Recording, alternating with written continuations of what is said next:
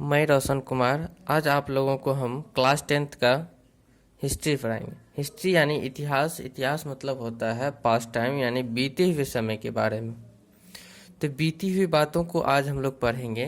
तो सबसे पहले हम लोग देखते हैं कि हमारे भारत को आज़ादी कैसे मिली, यानी आज़ादी से पहले कि अंग्रेज यहाँ पर आए, उससे पहले तो बहुत सारे लोग आए थे, ढेर सारे आक्रमणकारियों यहाँ आए, जिसके बारे में हम लोग चर्चा नहीं करेंगे। तो हम लोग यहाँ पर भारत का स्वतंत्रता संग्राम जो क्लास 10th में चैप्टर है, चैप्टर का नाम है भारत का स्वतंत्रता संग्राम। भारत का स्वतंत्रता संग्राम। तो भारत का स्वतंत्रता संग्राम, तो स्वतंत्र होने से पहले हमारा देश मतलब यहाँ पर अंग्रेज आए, अंग्रेज से स्वतंत्रता मिली, उसके बारे में हम लोग को इस चैप्टर में पढ़ना है। तो अंग्रेज जो यहाँ पर आए थे तो लगभग 1600 ईस्वी में, 1600 ईस्वी में यहाँ आए। 1600 ईस्वी में, लगभग 1600 ईस्वी में यहाँ पर आए थे। तो 1600 ईस्वी में भारत आए। इस कंपनी का नाम यहाँ पर पड़ा, जो अंग्रेज जो यहाँ पर आए थे, यानी इंग्लैंड से जो भारत आए, इंग्लैंड से जो भारत आया, उस कंपनी का नाम यहाँ पर पड़ा east India company. East India company यानी ऐसे हम लोग इसको याद रखेंगे कि पश्चिम से पूरब की ओर ये कंपनी आई। पूरब मतलब ईस्ट। तो ये व्यापार करने किस देश में आई?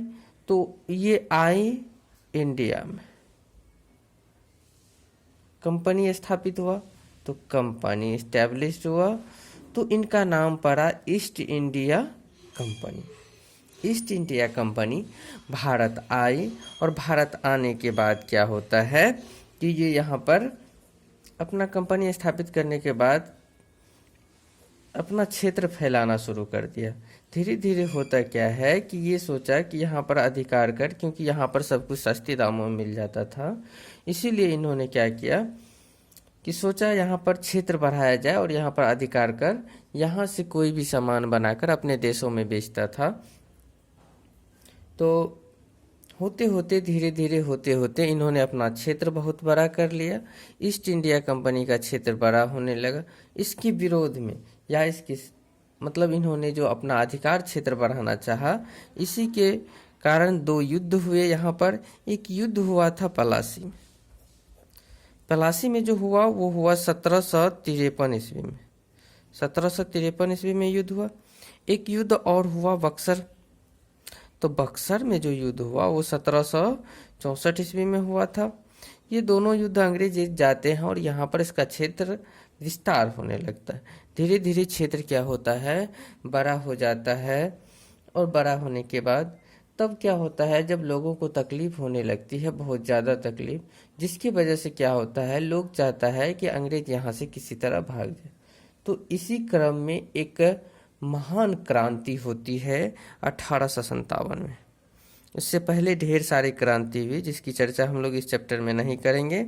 1857 ईस्वी की जो क्रांति हुई, बहुत बड़ी क्रांति थी, जो पूरे देश में हुआ।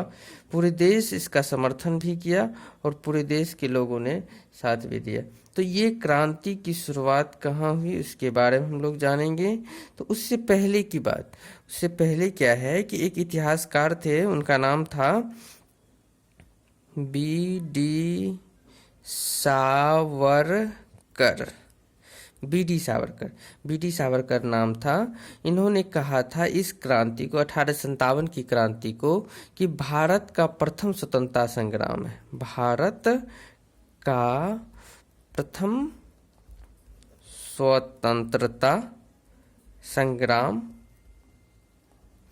यानी कि 1857 की क्रांति को बी.डी. सावरकर ने भारत का प्रथम स्वतंत्रता संग्राम कहा। तो 1857 की क्रांति क्यों हुई, किस कारण से हुई, इसमें कितने लोगों ने भाग लिया, इसके बारे में हम लोग अगले क्लास में पढ़ेंगे। आज का क्लास यहीं समाप्त होता है।